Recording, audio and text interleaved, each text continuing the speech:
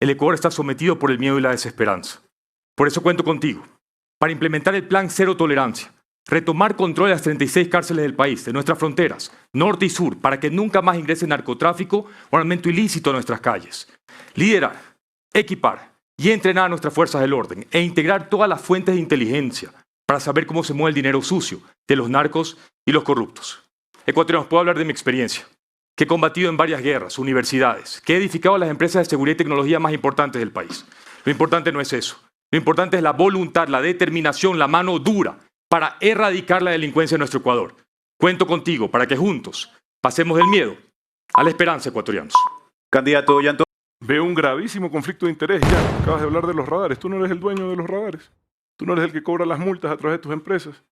Veo un gravísimo conflicto de interés de que el dueño de una empresa de seguridad es quien más lucra de la inseguridad. Me preocupa, Jan. Rápidamente, Otto, te equivocas.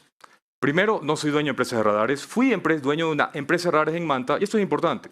El primer año de funcionamiento logramos reducir la tasa de mortalidad en Manta en un 50%. Ahora, importante, y por justo lo que mencionas, queremos que ahora todos los dineros no vayan a empresas privadas, sino que vayan a una EP, que ese dinero vaya al gobierno para financiar todos los proyectos de la policía y las fuerzas del orden. Eso es muy importante, ecuatorianos. Necesitamos gente con experiencia, gente que conozca. No necesitamos improvisados. Ya nos pasó en este gobierno, que vienen a aprender, no a hacer. La única forma de rescatar al país de la inseguridad es con personas competentes que tengan la valentía y ecuatorianos que no renuncien a su cargo. Primero hay que separar a los delincuentes avesados, reincidentes, que han puesto en zozobra al pueblo ecuatoriano. Hay que dividir a las personas con delitos menores en unas cárceles y a los delincuentes, a los reclusos con delitos mayores en otras.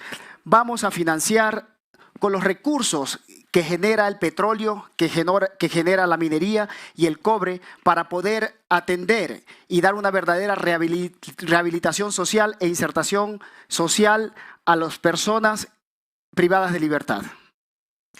La seguridad del país no es un juego. Un banquero nos hundió en un desastre la economía.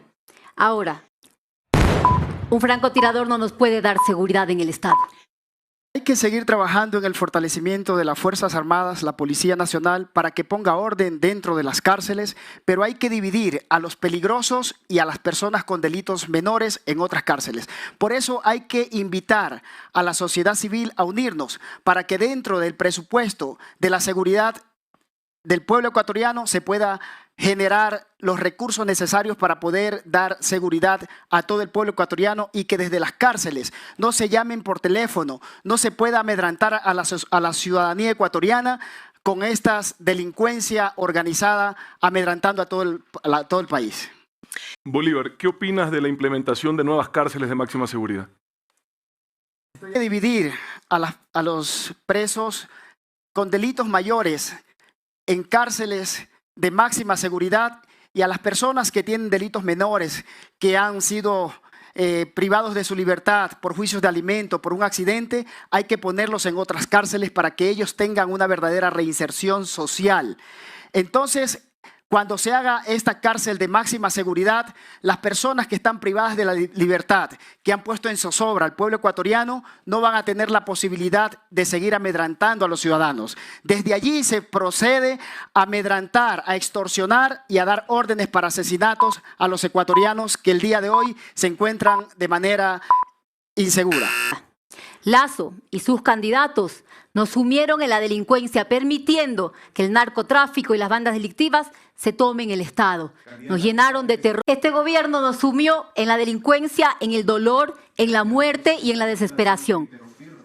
Lo vamos a devolver con fe y con esperanza. Aquí hay que fortalecer a la fuerza pública, a las Fuerzas Armadas, sistemas de inteligencia, y que vuelva la coordinación internacional, la Conbifron, que los gabinetes binacionales. Ya he hablado con los embajadores de la Unión Europea, con el presidente de Colombia, y vamos a rescatar la seguridad para ustedes, familias ecuatorianas. Luis habló de inteligencia, la misma inteligencia que perseguía a políticos como Fernando Villavicencio nuevamente. Luisa habló también del tema de control de cárceles, dejándoles las comunicaciones abiertas hasta con internet a los delincuentes. Queridos ecuatorianos, sé que ustedes han escuchado esto con el mismo asombro que yo. ¿Saben cuándo empezó esto? cuando el señor Sonnenhösler le quitó 3.000 millones de dólares a la seguridad del Estado. Ahí empezó las muertes, la tristeza, el dolor de salir a las calles sin seguridad. Eso lo vamos a devolver. Ustedes saben que sabemos trabajar por ustedes. Vamos a volver a hacer de Ecuador un país de paz, de tranquilidad, de poder salir a las calles con nuestros hijos, con nuestras familias. Vamos a devolver el presupuesto a nuestra fuerza pública.